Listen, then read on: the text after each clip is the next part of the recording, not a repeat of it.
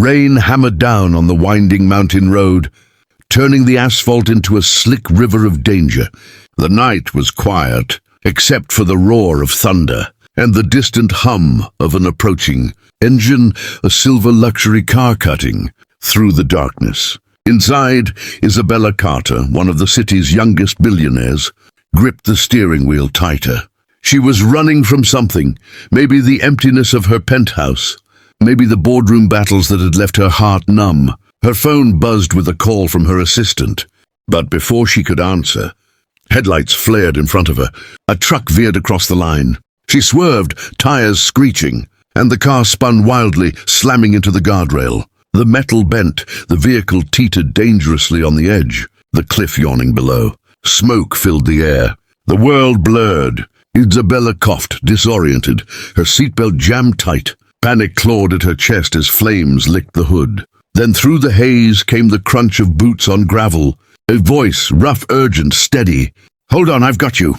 A man appeared through the smoke, soaked from the rain. Ethan Cole, broad-shouldered, worn jeans, flannel shirt plastered to his skin. He didn't look like a hero, but his eyes carried the calm of someone who'd seen fear before and didn't let it win. He smashed the window with his elbow, reached in and unbuckled her seatbelt. The car groaned, tilting further toward the edge. Isabella gasped, gripping his arm. "Please, don't let go." "I won't," he said, voice firm. "You're going to be fine." He pulled her free just as the rear of the car gave way.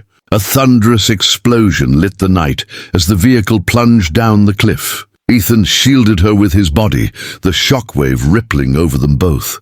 When it was over, Isabella trembled in his arms, rain and tears indistinguishable on her face. Her vision flickered, flashes of his face, his protective hold, his whispered words. "You're safe now. I've got you." Then darkness took her. Moments later, distant sirens wailed. Ethan glanced toward his truck, where a small figure stirred and the silhouette of a little girl, peeking through the fogged window. His daughter, Lily. He lifted Isabella gently onto the grass, brushed a strand of wet hair from her face and whispered, "You'll be okay." Then he turned and hurried back to the truck before anyone could see him. By the time the paramedics arrived, there was no sign of the man who had saved her, only a tire, truck fading into the rain and the faintest echo of a voice that had promised safety in the storm. A soft beeping filled the hospital room as sunlight filtered through half-closed blinds. Isabella stirred, her body aching, the smell of antiseptic sharp in the air. For a long moment, she didn't remember what had happened. Then flashes returned, the rain, the crash, the explosion, and the man's voice that had cut through her panic. She pushed herself up, wincing as a nurse rushed over. "Easy, Miss Carter. You've been unconscious for nearly a day." Her throat was dry, her voice hoarse. Where is he?" "Who?" "The man who pulled me out of the car. The one who saved me." The nurse hesitated. "When the paramedics arrived, you were alone." Isabella's brow furrowed.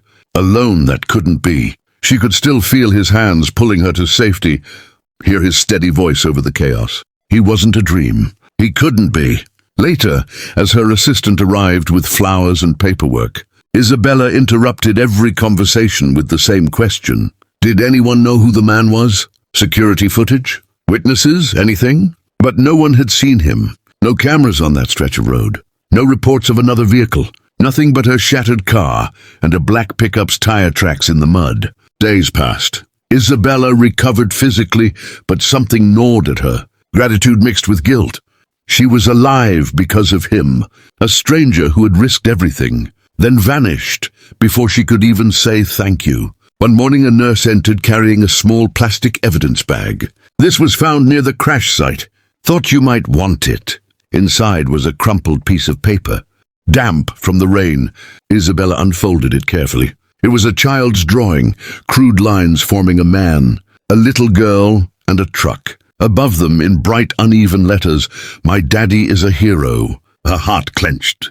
So he had a daughter, a father out there who didn't want the spotlight, who probably slipped away to protect his privacy. A man who saved lives quietly and went back to his own without asking for anything. From that moment, Isabella couldn't let it go. She hired private investigators, Her company's security team combed through every report of a pickup, matching the description.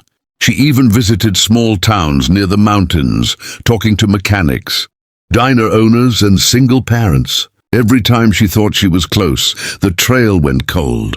But at night, when she lay awake, staring at the ceiling, she kept hearing his voice in her mind, the strength in it, the gentleness, the way he'd said, "You're safe now, somewhere out there."